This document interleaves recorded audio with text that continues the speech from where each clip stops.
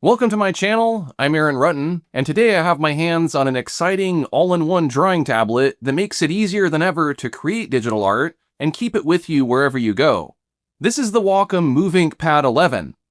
I'll demonstrate all of the features and share my overall opinion of this device. Quick disclaimer, this is not a sponsored video, but Wacom did send me this product unconditionally for review purposes. As always, all opinions in this video are my own. Before we get into the details, I'd like to give you a quick overview of what this device can do and who it's for. Unlike other drawing workstations, which require a lot of separate components, power cables, video cables, and more, the MovinkPad 11 is sleek and minimal. It's a drawing tablet combined with a mobile Android computer. No cords, no separate laptop or desktop, just pure uninhibited drawing pleasure. It's as convenient as a real-life sketchbook, but much more capable. Although its primary use is for drawing, you can also write on it, take photos, listen to music, watch videos, and more. The elegance of the MovinkPad 11 makes it ideal for younger artists who may struggle with the proficiency and responsibility of using a desktop computer. Teenagers can enjoy the convenience and portability of the MovinkPad as well. If teenage me had this tablet, I would have been like, whatever. I was a moody goth kid, so maybe that's not the best example. I'll get some input from real kids, which I will incorporate into my review later on. Honestly, anyone can enjoy working on this tablet regardless of age. I'll be reviewing it from the perspective of an artist and an art teacher who has worked with kids and teenagers. The MovinkPad 11 is priced at $449.95, which is quite competitive. Now that you have a rough idea of what the MovinkPad 11 is all about, let's dig into the details. Drawing on a phone or small Android tablet is not new, but until now, the experience has been quite limited due to the lack of quality pen input. Drawing with your finger is not very precise, and most pen-enabled mobile devices are rudimentary at best. That's not the case with the MovinkPad 11. It comes with Wacom's Pro Pen 3. This is the same professional quality pen that is included with the high-end drawing tablets like the Cintiq Pro 27. It's battery-free and doesn't require charging. As you can see, I can draw with varied pressure to create lines that look and behave just like they do in real-life drawing, with variation in thickness and tapering at the ends. You can't get this level of precision and detail using your finger. It feels very natural and intuitive to draw with this pen. It really puts the Apple Pencil Pro to shame. I can even tilt the pen to draw with the side of it. This allows you to work with brushes that are dynamic and can change their size, opacity, angle, and other properties. You can emulate pencils and other traditional tools like palette knives and flat brushes. Unfortunately, barrel rotation is not supported. The Pro Pen 3 that is included with the MovinkPad 11 is somewhat bare bones compared to what is included with other Wacom tablets.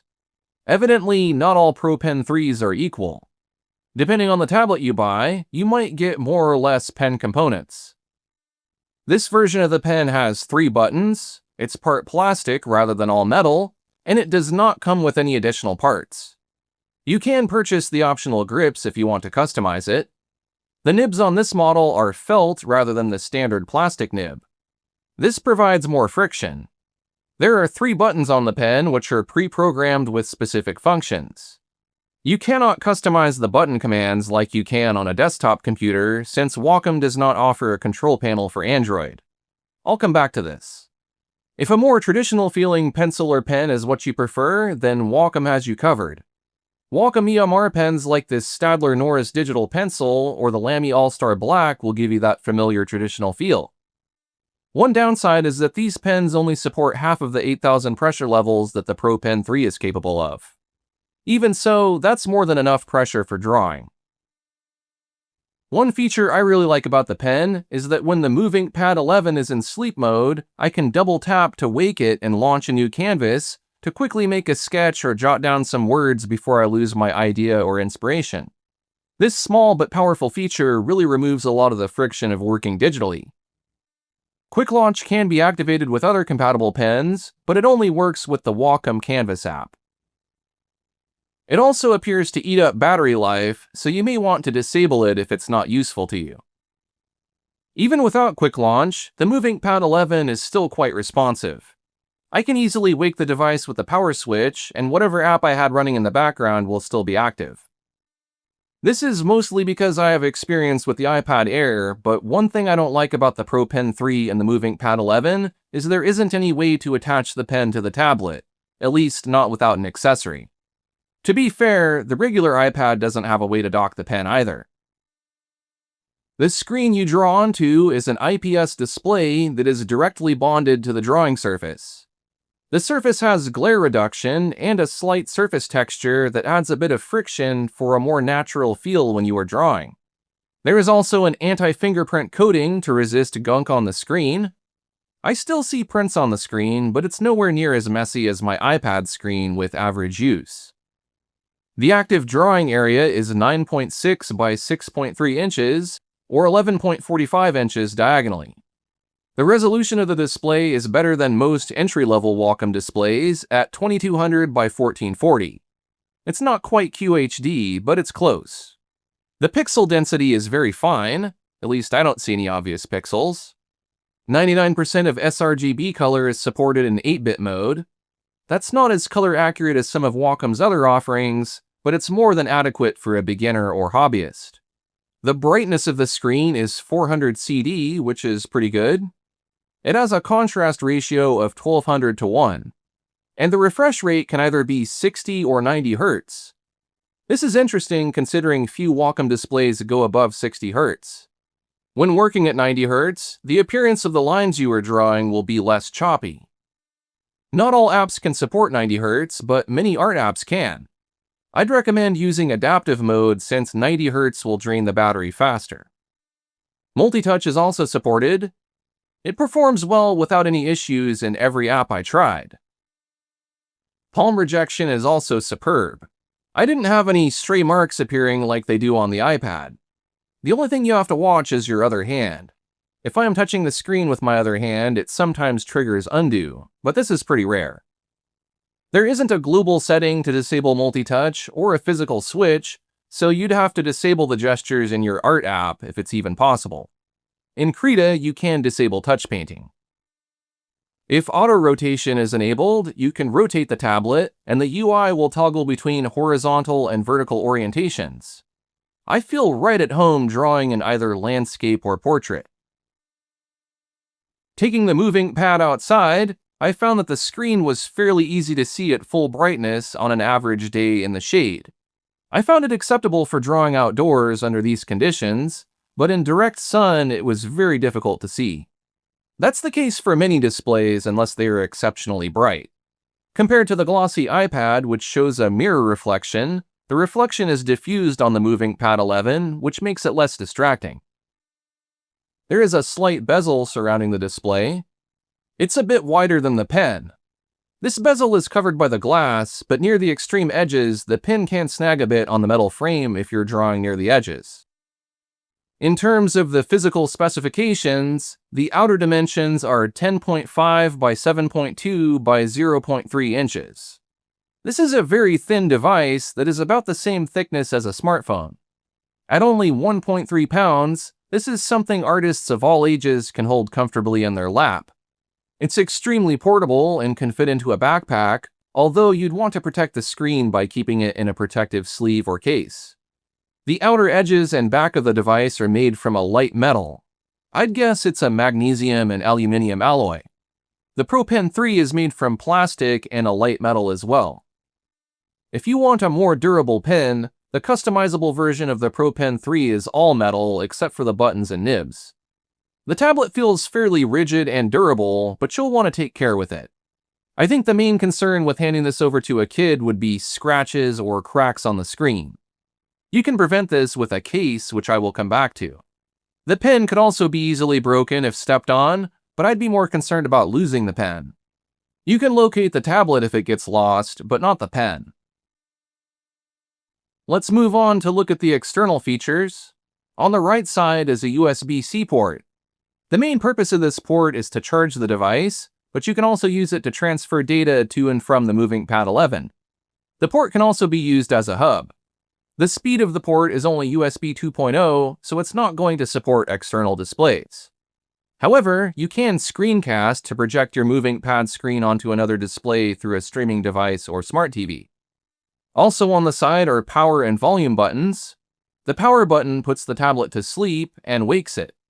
If you hold the button down, you can power it off and on, restart it, or lock it down. On the back of the tablet, it's a smooth but slightly grainy surface that feels like paper. There are a few tiny rubber pads on each corner to keep the tablet from scratching or sliding around. Little hands might be tempted to pick these off, but they seem to be affixed pretty well, not just taped on. Being an aspiring artist isn't just about taking the time to make art. You also need to develop your artistic personality and learn how to get exposure for your work. For artists who want to share more about themselves and their artistic process, the MovinkPad 11 comes equipped with the tools to create content for social media. A 5-megapixel front camera and 4.7-megapixel rear camera will allow artists to take reference images or inspirational photos. It might even suffice for creating YouTube videos or live streaming. The image quality isn't going to blow you away, but it's acceptable if you allow for enough light. Only the white balance can be adjusted, and the UI is stuck in a vertical orientation. There is also an anti-flicker mode that may help when shooting indoors. You can capture H.264 or H.265 video up to 1080 HD. The camera is centered horizontally, which is good for wide videos, but might make it a little more challenging for vertical video. The rear camera is inset and located in the far corner. For still photos, you can adjust the white balance and ISO. You can also capture in RAW rather than JPEG. A self-timer can also be enabled. As for the dual mics and stereo speakers, the mics are good enough to capture audio, but it's not going to be anywhere near professional quality. Here's how it sounds. Nevertheless, there are a great many successful videos out there with low-quality audio. The stereo speakers will be just enough to listen to music while you draw or watch video tutorials. As with any small speaker, it lacks bass, and the sound becomes unpleasant at the highest volume. It's like listening to music on your phone, only a bit bigger. I found that acoustic and classical music sounded the best at high volumes, whereas louder and bassier music was more abrasive. If audio quality is important to you, you can always use Bluetooth headphones to listen to music while you draw. Moving on to the internal features, wireless communication is supported so you can connect the MovinkPad to the internet. Bluetooth is also supported, which will allow you to connect an external keyboard, mouse, wireless headphones, or other peripherals. A rechargeable lithium 7700 mAh battery powers the MovinkPad 11. In my testing, it lasts around 12 hours under normal use, with the screen at a reasonable brightness, with adaptive refresh rate and a Bluetooth device connected. I estimate it takes about 2.5 hours to fully charge the tablet using the cable and an optional power adapter. It will take longer to charge with just the cable. The processor is a MediaTek Helio G99 with 8 cores that run between 2.0 and 2.20 GHz in 64-bit mode. CPU and gaming performance aren't going to be spectacular, but the power efficiency is excellent, which means the battery will last longer. An integrated GPU is available, which has 4 GB of memory and reaches speeds up to 1.07 GHz. There is also hardware codec support for encoding and decoding H.265, H.264, and other formats. This is exciting because that means the MovinkPad 11 might just be able to handle some light video editing, at least enough for entry-level social media. The MovinkPad 11 has 8 GB of memory. This is the bare minimum needed for many art applications, so don't expect to get snappy performance if you're working on large canvases with large brushes and a lot of layers. You're going to have to restrain yourself a bit since this device was built for portability and convenience rather than sheer computing power. With that in mind, every art app I tested had acceptable performance. Honestly, I was surprised at how fast the brushes perform. I will mention that in Krita, I had to change some settings that were slowing the rendering speed of the brush engine. Fast sketching and painting with small brushes worked fluidly. Inking is super smooth. Large brushes and fast, long strokes are what's going to slow things to a crawl. If you can slow down and make shorter strokes or dabs, then large brushes are totally usable. The MovinkPad 11 has 120 gigabytes of flash storage, which is decent. You'll be able to store a lot of artwork on it, but videos and apps are going to eat up a lot of that space. With the stock apps, it only has 113 gigabytes free. This medium-sized painting with a decent amount of layers is only a little over 30 megabytes, so you could easily store thousands of projects on this device. Even so, I would recommend periodically offloading your artwork and videos to a separate device or cloud storage to conserve space and back up the files. As with many tablets and smartphones, a gyroscopic sensor is included, which will allow you to rotate the screen between vertical and horizontal orientations. An e-compass enables the MovinkPad 11 to utilize GPS, and an ambient light sensor can save power by automatically adjusting the screen brightness. According to the specs, the operating temperature can get up to 40 degrees Celsius or 104 Fahrenheit, which sounds pretty toasty. I wonder if this is a worst-case scenario because it feels pretty cool to me. The left side feels slightly above room temperature. The right side is much cooler, so I think the battery is on the left. The cooling is passive from what I can tell since there aren't any audible fans or vents. This thing is silent from what I can tell. While a stand is not included, you can purchase one separately. Wacom offers 2 stands for the MovinkPad 11. There is a case with a built-in stand that is made specifically for the MovinkPad 11. This has been delayed until September 2025, so it's not available as of the recording of this review. But here's an image of what it looks like. As you can see, it protects the screen, elevates the tablet, and it solves the issue of somewhere to store the pen. I'm told it will be around $50. There is also a foldable stand that works for the MovinkPad 11 and the Movink 13. It collapses and expands like an accordion. This stand doesn't offer any protection or pen storage though. I think the official case with a stand is the better option, and I'll definitely be getting one. I am also guessing that there are generic case stands built for any 11-inch tablet that could work. The only issue would be that they may block the cameras, speakers, mics, and the buttons. In the meantime, I'm using this Logitech keyboard with a built-in slot to hold a tablet. This works well to add keyboard support and keep the tablet upright for ergonomics. It's not attached to the tablet, so I have to be careful, but that also means I can easily remove the tablet from the stand. There is also a portable stand for the Wacom 113. This is sort of challenging to place in the right spot, and it's the least stable option, but it's very small and easy to bring along with the tablet if you just need to get it upright a bit. The MovinkPad 11 uses Android 14 for its operating system. Android was designed for mobile devices, so it does not support most of the professional and mainstream apps you'd find on Windows or Mac. Still, there are lots of good options, including Clip Studio Paint Debut, which is bundled with the MovinkPad 11 as a limited-time trial. I installed Infinite Painter since that is one of my favorites. It feels a lot like Procreate and supports pressure, tilt, and touch gestures. But what I am most excited about is using the Android port of Krita. Krita is completely free and open source. It's better than many of the most popular paid art apps, so I highly recommend it. This is the full version of Krita, not a stripped-down version for mobile. That's both good and bad because, yay, I can use the full version, but I can also easily overwhelm my mobile processor and my creativity will slow to a crawl. I will mention that I took some time to customize the UI. I had to rearrange a bit to fit everything on this small screen, and I added a few buttons to make it easier to work without a keyboard. As you can see, Krita is highly customizable. If you want to use Krita, you'll have to know what your limitations are and try not to exceed that.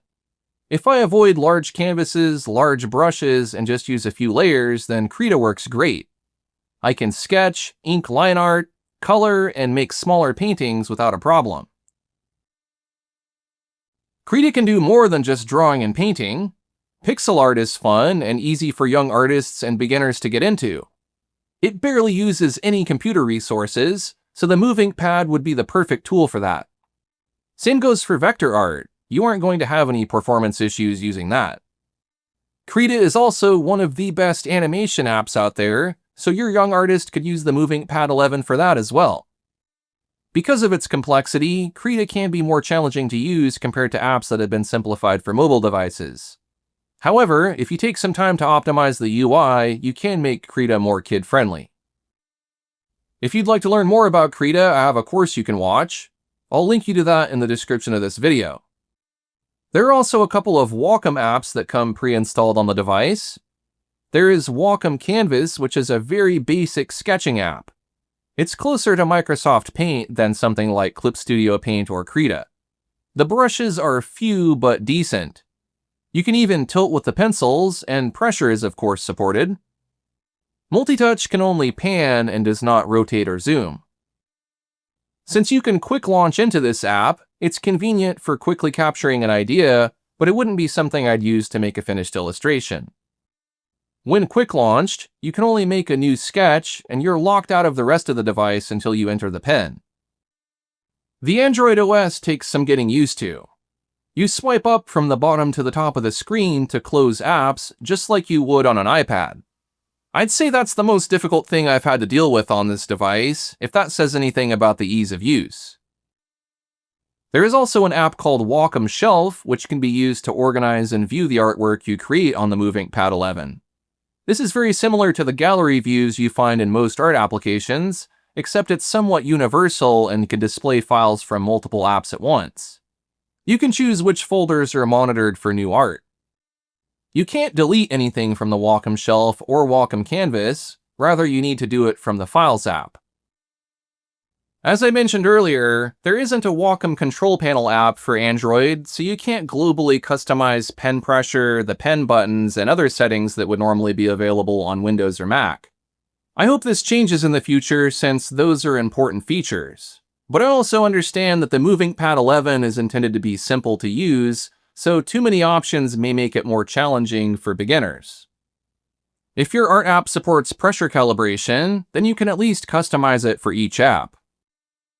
There are pre-programmed button commands for Wacom Canvas and Clip Studio Paint Debut. In both apps, button 1 toggles from the brush to the eraser, or in other words, you hold this button to erase. Button 3 activates the grab or pan tool in Wacom Canvas. You use this to move the view of the canvas when you are zoomed in. Button 2 allows you to toggle between the different brushes in Wacom Canvas. You need to hover the pen tip near the tablet when you press these buttons. In Clip Studio Paint Debut, all 3 buttons erase. Outside of these apps, button 2 appears to be right-click. As you can see, it can open the pop-up palette in Krita. While you cannot change the function of these buttons globally, you may be able to change their functions in each of your art applications. In Krita, I can make right-click do just about anything. I can also set the other buttons to do different things. However, buttons 1 and 3 seem to be linked and cannot be programmed independently, at least as far as Krita is concerned.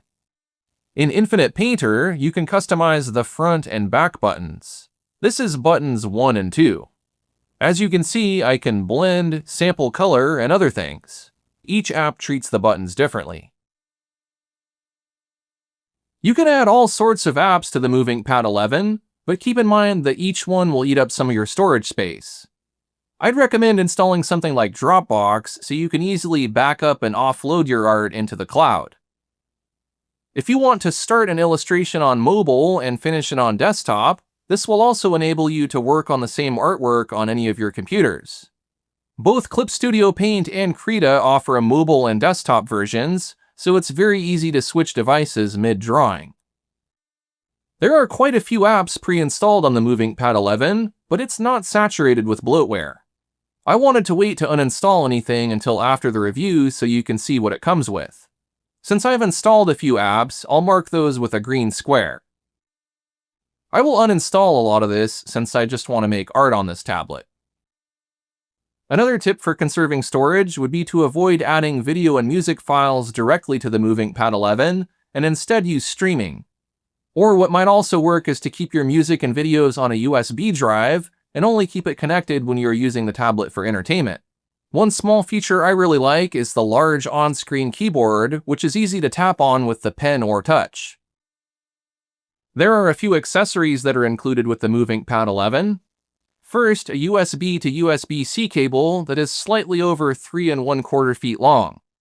You use this primarily to charge the MovinkPad 11. As with many Android devices, you can also use the USB connection to transfer data between the tablet and a computer. There is also a nib holder hiding inside the Pro Pen 3, which includes 3 replacement nibs. I don't see a nib remover, but one is usually cryptically hidden somewhere. You can get it out if you're creative. Just be gentle so you don't damage the nib or snap it off. There are other nib materials you can choose from as well. Standard has a quicker and more slippery feel compared to felt, and rubber nibs provide even more friction for very stable lines. Aside from some regulatory and safety information, that's it. Mine didn't have an instruction manual, but the tablet is pretty intuitive to operate. There are also a few optional accessories you can purchase for the MovinkPad 11. I already mentioned the stands and the grips and nibs you can use to customize the pen. You can also purchase the Wacom One power adapter, which is compatible with the MovinkPad 11. One fun thing I noticed is that a Pro Pen 3e is supported. I found this on the Japanese version of Wacom Store. Apparently, there is a version of the Pro Pen 3 with an eraser. I think erasers are important for all pens, but especially so for kids or beginners since it's counterintuitive to have to select an eraser tool. I've covered all the primary features of the MovinkPad 11. Next, I'd like to talk about how it compares to similar all-in-one mobile art devices. Given the name MovinkPad, I think the most obvious competitor is the iPad. The MovinkPad 11 is meant to compete with the standard iPad with the A16 processor, not the iPad Pro or Air. Considering you have to buy an Apple Pencil for the iPad, the price is basically the same. Hardware-wise, there are some differences, but the MovinkPad and iPad are fairly equivalent. There are definitely pros and cons to each device, so I'd have to get into that in a separate comparison video. At this point, I can't really say which one I like better overall. They're both good. But in terms of drawing accuracy and palm rejection, it feels a lot better using the MovinkPad 11, which is really the most important factor to me. There are also loads of Android tablets out there, such as those made by Samsung, that have Wacom EMR pen support. These certainly can be used for drawing, but the accuracy and quality of the pen is going to be better on a device that is optimized by Wacom. Overall, I am excited about the MovinkPad 11 as it provides yet another entry point into digital art. It's a step toward bridging the mobile art gap, and it removes some of the barriers that prevent parents from buying digital art gear for their children. This thing is awesome. It's as intuitive as a sketchpad and a pen. If you've been letting your kid doodle on your phone, or they have been finger painting on a tablet, this is the next step in their creative journey. You don't have to worry about a bunch of cables. You don't have to be proficient with Windows or Mac. It's super easy to launch an art app and start creating. But you don't have to take my word for it. Here is some feedback I gathered from kid artists who are accustomed to working on the iPad. Referring to the roughness of the tablet surface and the felt nibs, a 9-year-old said, "I like the texture. I like how the pen vibrates in my hand." Another 9-year-old found it challenging to get used to Krita coming from Procreate, but was able to figure it out without any help since the UI and tools share some similarities, such as selecting brushes and color. She appreciated that some of the touch gestures like undo were the same. From what I observed, these kids were just as happy making art on the MovinkPad as they were on the iPad, but they had more control with the pen since it had a better pressure response and wasn't as slippery. So if you're still wondering whether the MovinkPad is a good solution for a kid or teen who wants to make digital art, I say absolutely. This is one of the simplest and most effective setups I have ever seen. This is a fine tablet for adult artists too. I am highly enjoying it, but I'm also just a big kid when it comes to art gear. The adult in me would like to see more customization for the pen buttons and quick launch. Since you have to use a pen to log into the tablet, this hinders access a bit. If I could just quick launch right into Krita, that would be great. Even a thumbprint sensor would have sufficed. There also needs to be somewhere to put the pen. And 16 gigabytes of memory would have been nice, but again, this device is geared toward beginners, not professionals like me. You can buy the MovinkPad 11 from Wacom's website or other online retailers. If you enjoyed this review, do me a solid and use my affiliate link to purchase this tablet. I can earn a commission at no additional cost to you. You can find that in the description of this video. You can also buy the MovinkPad 11 at local retailers like Best Buy. That's all for this review. Be sure to subscribe to my channel and give this video a like if you want to see more videos about the MovinkPad 11. Thanks for watching, and I'll see you next time.